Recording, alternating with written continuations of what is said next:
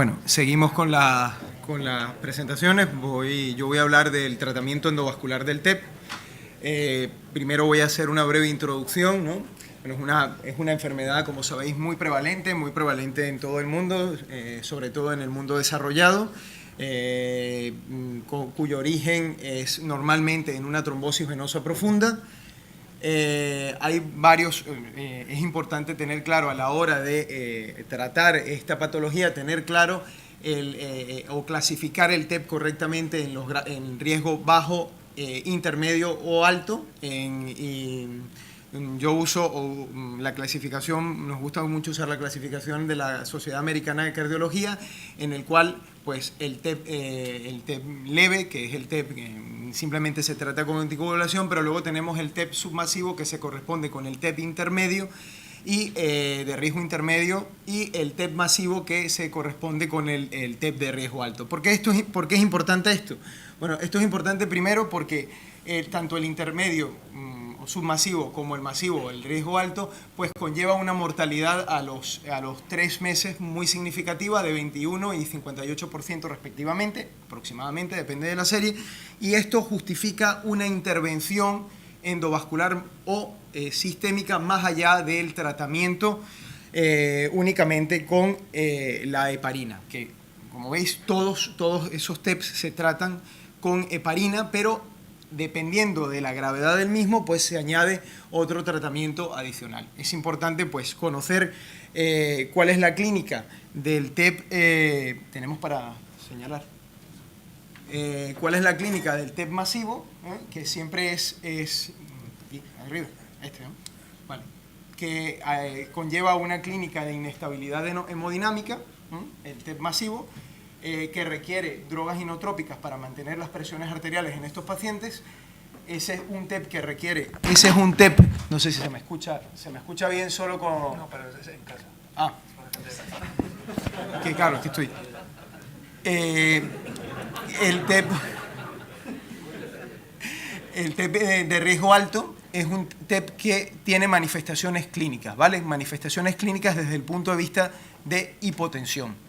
Hipotensión mantenida, sistólica, menos de 90 milímetros de mercurio, más de 15 minutos, o requerimiento de drogas inotrópicas. Este requiere una intervención urgente, bien sea lo que se hace clásicamente fibrinolisis sistémica, o bien sea pautar una trombectomía. Y luego el TEP de riesgo intermedio alto es aquel TEP que clínicamente es asintomático, casi asintomático, pero hay una repercusión muy importante sobre la función del ventrículo derecho. Hay una sobrecarga ventricular que evolutivamente se va deteriorando cada vez más, y hay una elevación de las enzimas cardíacas, de la troponina en este caso.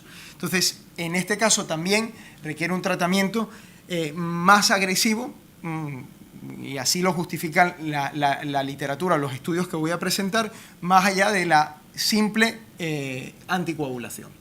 Bueno, la estrategia, pues como veis, a todos hay que tratarlos con heparina de bajo peso molecular, pero la evidencia dice que tanto el TEP masivo, pues hay indicación de trombolisis sistémica o bien de fibrinolisis o trombectomía a través de catéter, cada vez con más evidencia, sobre todo porque produce unos resultados similares a la fibrinolisis sistémica, pero con mucha menos complicación de cara al sangrado. Y eso os voy a enseñar, pues desde el año, últimos 10 años, pues se ha producido mucho en la literatura en esto. Esto es un artículo pues es un metaanálisis publicado en JAMA en el 2014, en el cual se comparaba a aquellos pacientes que se trataban en el TEP de riesgo intermedio y de riesgo alto solo con heparina y ya está, o aquellos que se combinaba el uso de heparina y fibrinolíticos. Y se concluyó después de analizar 16 estudios, un análisis cuantitativo, este análisis que en el grupo que se combinaba los anticoagulantes más fibrinolíticos sistémicos, aquí fueron sistémicos, la mortalidad era de un 2,7%, inferior al grupo solo tratado con los anticoagulantes, con anticoagulación y simplemente anticoagulación. Sin embargo, el riesgo de sangrado sí que era muy importante, de casi un 10% con respecto al grupo de la anticoagulación únicamente. Bueno, un bombardeo de mucha literatura, pero de estos son los principales trials que yo he seleccionado de la literatura, y a mí me gusta especialmente dos. El primero y el segundo son... perdón, pero es que me animo. El primero y el segundo son los que justifican un poco nuestra intervención y ir un poco más allá del simple tratamiento médico. El primero, el Patron, es un estudio que se publica y hay participación de un grupo español en el New England, y en esto se analiza o se compara un grupo de pacientes del total de los 1.006 pacientes que solo se trataban con anticoagulación y otros que se trataban con fibrinolíticos sistémicos, tenecteplasa, ¿vale?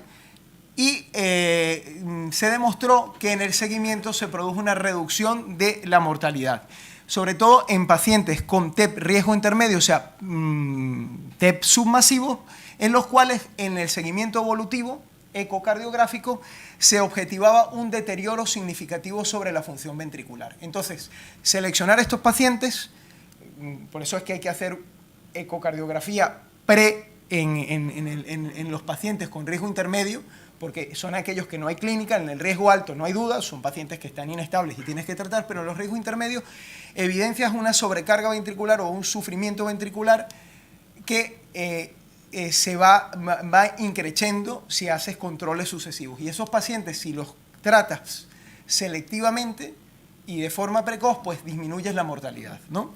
Y otro estudio, el PERFECT, en el cual también hay participación, es un estudio americano, pero hay participación de un grupo español de Zaragoza, participa el doctor de Gregorio en este estudio, es una selección de 101 pacientes en los cuales se seleccionaban únicamente pacientes con TEP masivo y submasivo. Yo hago aquí la aclaratoria que esto es según la Sociedad Americana de Cardiología, porque la Sociedad Europea utiliza el alto riesgo y el riesgo intermedio alto. A mí me gusta más esta clasificación porque a mí y a nuestro equipo nos gusta más a la hora de analizar el caso y nos hemos acostumbrado a ella, pero os hago, os hago el hincapié que son sinónimos, ¿no?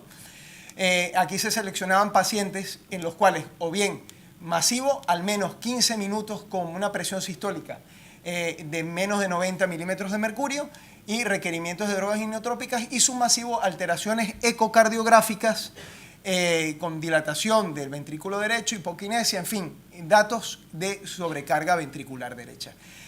Y siempre y cuando existiese una afectación proximal en el TAC.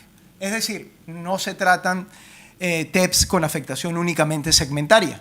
Al menos tiene que haber un compromiso de una rama lobar, como mínimo de una rama lobar, para justificar una intervención en estos tipos de pacientes, ¿no? Pues a los TEP submasivos pues se les hacía terapia o tratamiento a través de catéter con infusión de fibrinolíticos a muy baja dosis, y a los masivos se les hacía trombectomía mecánica con infusión de fibrinolíticos locales. Bueno, se estudiaba la estabilización hemodinámica, la mejoría de la hipertensión pulmonar y la supervivencia, por supuesto, y se obtuvieron datos muy buenos en la mejoría, una mejoría significativa en la presión arterial, presión pulmonar sistólica pre y post procedimiento. ¿Y qué fue lo más relevante, o para mí lo más interesante de esto? Que se utilizó una dosis de fibrinolítico, una cuarta parte de lo que se utiliza de forma sistémica, con lo cual se obtuvieron unos resultados superponibles a los que se obtienen con fibrinolisis sistémica, sin embargo, con una incidencia de sangrado mayor o sangrado intracraneal, que son los que muchas veces condicionan la supervivencia de estos pacientes, de cero. A raíz de ahí, bueno, pues hay muchos artículos en la literatura desde hace ya casi 15 años que justifican el uso de catéteres y terapia local, trombectomía o fibrinolisis a través de catéter enclavado en el trombo, nosotros pues hemos analizado nuestros datos y hemos seguido sumando información a esto. Y tenemos, bueno, hemos establecido pues unas guías de tratamiento, cómo seleccionar estos pacientes. Nosotros, pues, aquí os enseño un poco pues, los datos que teníamos analizados hasta el año 2018 en 35 pacientes hechos, con el factor, el TEP que con más frecuencia tratamos es el submasivo, o sea, el intermedio alto, el de riesgo intermedio alto. Disculpar que sea tan repetitivo con eso. Tratamos de hacerlos de forma inmediata, aunque sea de riesgo intermedio alto, no solemos dejar que pasen más de 2 días en estos pacientes y por supuesto hacemos una selección correcta. Es decir, que una vez que hacemos la selección de aquellos pacientes que tienen la clínica, en el caso del TEP masivo, que es una clínica de inestabilidad hemodinámica, o que tienen una sobrecarga evidenciable en el ecocardio, en el eco.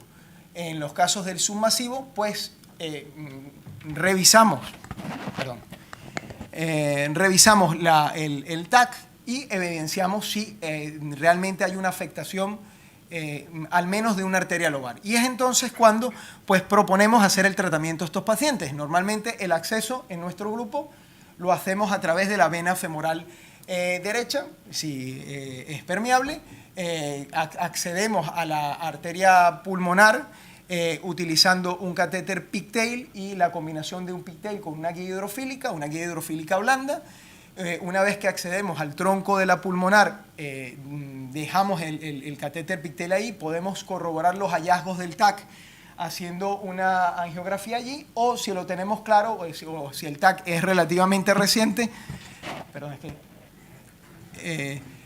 si el TAC es relativamente reciente, podemos ir directamente a hacer la tromboaspiración. Una vez que tenemos el catéter, os explico, una vez que tenemos el catéter ya colocado en la zona, ¿vale? El pigtail, hacemos un intercambio de este pigtail, colocamos una guía rígida, una guía terumo rígida, la más larga que tengamos, 260, y retiramos este catéter y el introductor que normalmente utilizamos al inicio es un introductor corto de 5 French y lo sustituimos por un introductor de 8 French de al menos 65 centímetros.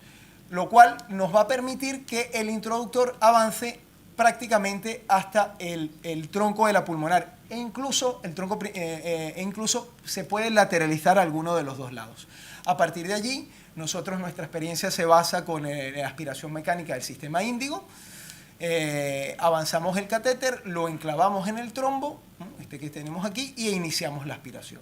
Iniciamos la aspiración, esto es el material que extraemos y damos por concluida la aspiración cuando o hay mejoría clínica. Estos son pacientes que todos tienen que venir monitorizados por un médico de la UCI o por un anestesista, no los podemos hacer solos en la sala con nuestra enfermería y nosotros solos no, necesitan una monitorización constante por la UCI o por anestesia.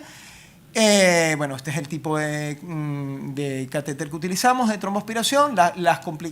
Nosotros normalmente lo hacemos puramente mecánico, solo utilizamos pequeñas dosis de RTPA en pacientes en los cuales el trombo está muy organizado y en los primeros casos de la serie, pongo aquí lo de la fibrinolisis sistémica porque en los primeros casos de la serie, como todavía los médicos de la UCI no nos tenían suficiente confianza, les colocaban ellos el tratamiento fibrinolítico, entonces esos eran los pacientes que se complicaban con sangrados, ¿no? Y bueno, en la serie en estos 35 pacientes, 3 pacientes con sangrado intracraneal, bueno, en 2 de ellos comprometió la evolución y 2 de ellos fallecieron por eso. Sin embargo, una vez que ganamos la confianza de este grupo de los de la UCI, pues logramos minimizar esa dosis y ir de una vez a hacer la trombectomía sin administrar la fibrinolisis sistémica. Bueno, pues recogimos mejoría del diámetro del ventrículo derecho pre y post trombectomía, mejorías en la función ventricular constatada por ecocardiografía, lo que es el parámetro de TAPSE y la onda S, y mejoría en la ventilación de estos pacientes. Estos son datos propios bueno, la extracción o la cantidad de trombo que extraemos normalmente se acerca al 80%, pero eso es una cosa que no tenemos que obsesionarnos, ¿no? O sea, nosotros podemos vigilar, por ejemplo, esto es otro artículo de la literatura que me gusta mucho. Nosotros, una vez que hacemos la trombectomía, y en este caso ellos, este es el grupo de Zaragoza, uno de los participantes aquí, ellos hacen lo mismo que nosotros, con la salvedad de que utilizan fibrinolisis al inicio de la trombectomía, pero miden tres cosas, que es la presión pulmonar antes de empezar y al terminar la trombospiración, y se da por concluida cuando hay una disminución de aproximadamente 10 milímetros de mercurio, la mejoría clínica y la escala de Miller. Es decir, la escala de Miller es, a ver si la tenemos por aquí, es valorar cómo es la perfusión o la irrigación de esos lóbulos, y por eso hay que conocer un poco la anatomía de la arteria pulmonar antes de empezar el procedimiento y durante el procedimiento, para lograr pues una mejoría significativa en la escala de Miller. La escala de Miller pues mide tanto la afectación del trombo, qué segmentos afecta, como la perfusión, qué impacto tiene eso sobre la perfusión o la perfusión pulmonar. Bueno, existen otros mecanismos mecánicos de extracción de trombos. Este es el flow driver, es un sistema de 20 French que aparte combina el tema de la aspiración con la trombectomía mecánica, porque estos discos de nitirol se enclavan en el trombo, extraen y luego aspiras. Como os digo, nuestra experiencia se basa fundamentalmente en el sistema Penumbra, que nos ha dado muy buenos resultados, ¿no? Es muy importante lo que reseñan muchos de los artículos en la literatura, el factor pronóstico tras un tromboembolismo agudo es la dilatación del ventrículo derecho, es el grado de sobrecarga del ventrículo derecho. Es decir, que cuanto antes hagamos una intervención, sobre todo en aquellos pacientes de TEP riesgo intermedio alto, los submasivos, vamos a mejorar la supervivencia y vamos a ayudar a que la mejoría de esos pacientes sea más rápida. Bueno, esto ya en muchos hospitales se ha establecido el código TEP. En los últimos 5 o 6 años nosotros pues nos hemos puesto en esa labor y creo que lo hemos conseguido. Llevamos unos meses en ello. Establecimos pues un flujograma o un algoritmo de selección de pacientes con TEP masivo y submasivo, en los cuales pues en este organigrama pues trabajamos en los casos de riesgo intermedio, son pacientes que se ingresan a cargo de neumología y luego pedimos soporte de anestesia para hacerlos en sala. Los TEP de riesgo alto o masivo ya son pacientes que vienen directamente de la UCI, los hacemos sobre la marcha el día, vamos, en el momento que nos llaman prácticamente. Y bueno, básicamente hay, como os dije, muchos elementos dentro de la literatura, sistemas de extracción, pues desde el catéter con infusión de fibrinolíticos, el Unifuse o el McNamara, la trombolisis por ultrasonido, el ECOS, muy utilizado en el TEP submasivo, luego la trombectomía mecánica, pues la fragmentación con pigtail y balón de angioplastia. Bueno, como veis hay varios. La cuestión es hacerse con uno, dominarlo y tratar de sacar la máxima rentabilidad de esto y no estar teniendo demasiada variabilidad de sistema, sobre todo al principio, hasta que nos adaptemos a hacerlo y a conseguir resultados positivos con estos pacientes. Bueno, aquí vemos cómo es el catéter de infusión, el Unifuse. Bueno, este es un registro americano que se hizo utilizando el sistema Índigo en varios centros. Ellos midieron sobre todo la respuesta en la disminución de diámetro del ventrículo derecho tras la trombectomía y lograron pues resultados muy significativos, o sea, estadísticamente significativos, con mínima necesidad de fibrinolíticos local, lo cual las complicaciones por sangrados, creo que de 116 casos solo tuvieron una complicación grave inherente al sangrado y hubo una disminución del diámetro ventricular significativa. Bueno, traigo algún casillo rápidamente para no extendernos.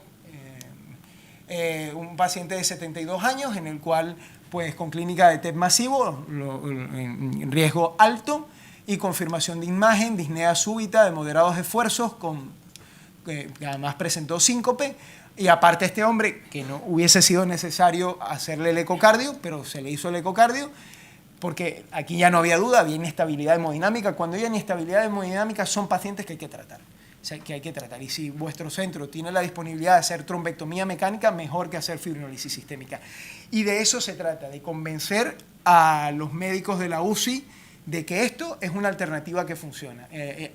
Cuando hagamos un par de casos y van bien, veréis que, como todo, ¿no? En radiología intervencionista todo viene rodado. Ahora, como fracasemos en el primer caso, pues ya sabéis lo que pasa, ¿no? Bueno, pues hacemos el acceso a la arteria pulmonar, colocamos nuestro introductor, bueno, y aquí ya os enseño imágenes con el sistema extractor, con el índigo enclavado dentro del trombo. Es muy importante esto, a la hora de hacer inyecciones en la arteria pulmonar, no excedernos en un flujo superior a 8 cc segundos, ni volúmenes, tratar de que los volúmenes sean por debajo de 20, porque un aumento de presión aguda, que ya es un territorio que tiene un aumento de presión por el TEP, puede condicionar la aparición de arritmias. Entonces, estos pacientes te hacen una arritmia e inmediatamente te hacen una parada y ya no puedes seguir. O sea, el paciente, pues, lo normal es que fallezca. Entonces, eso hay que cuidarlo mucho. Hacer la trombectomía, bueno, pues la técnica que os expliqué antes, cuidado, el introductor por lo menos de 65 centímetros, es lo que nos garantiza que quede en el tronco de la pulmonar.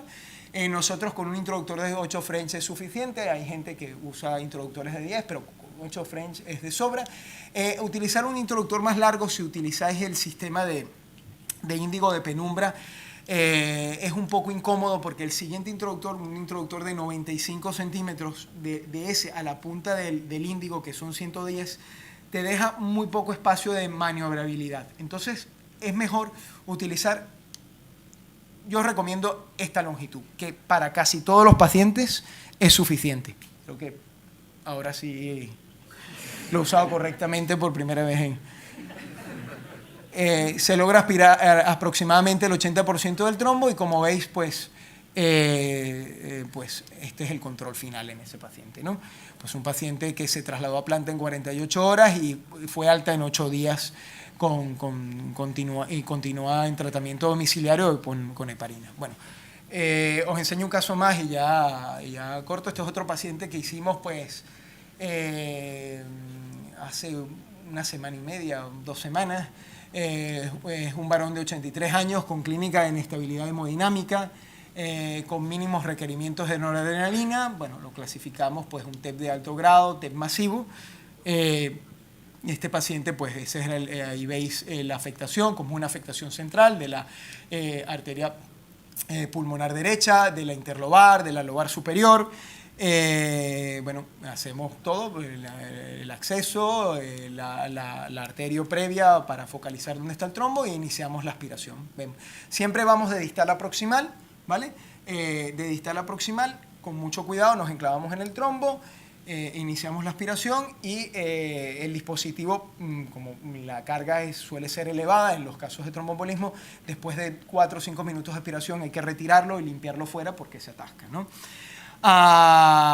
Bueno, veis que cómo queda, ¿no? Tras la aspiración, vemos que mejora la perfusión, lo que hablaba de la escala de Miller, muy importante, cómo mejora la perfusión distal y cómo en general, cómo no es perfecto, pero hay una mejoría significativa. Hasta este punto, pues mire, para nosotros pues, lo dimos por bueno, la mejoría de este paciente fue muy buena, de hecho el paciente pues, fue trasladado a planta a los 4 o 5 días con una mínima sobrecarga sobre el ventrículo derecho. Acabo simplemente con un dato técnico de este paciente. Muchas veces, esto no voy a contar nada más que el dato técnico, es muy interesante cuando tenemos un trombo en la lobar superior, muchas veces por la angulación del sistema es muy difícil acceder solo con el catéter de tromboaspiración, y es muy útil usar un simple catéter Cobra para acceder a esta zona, ¿vale? Dejar una guía colocada aquí y entonces intercambiar ese Cobra por el catéter de aspiración, porque la angulación sobre todo de la lobar y de la lobar superior derecha, no, la izquierda no da tanto problema, pero la lobar superior derecha en el acceso es un poco caprichosa, sobre todo cuando usamos el acceso femoral, ¿no? Bueno, muchas gracias y eso.